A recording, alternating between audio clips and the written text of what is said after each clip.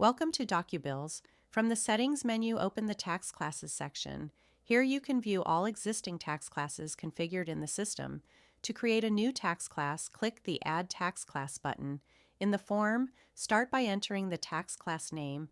Next, enter the tax percentage, then select the tax scope. You can apply the tax either at the line item level or to the total amount. When total is selected,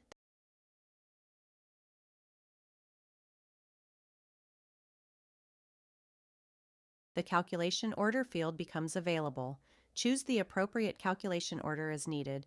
After entering all required details, click Save to add the new tax class.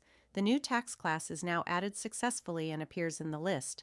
To update an existing tax class, click the Edit button beside the relevant entry. Make the required changes and click Save to update the record.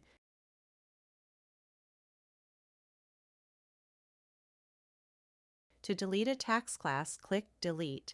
A confirmation message will appear before the record is removed. Once confirmed, the tax class is deleted from the list.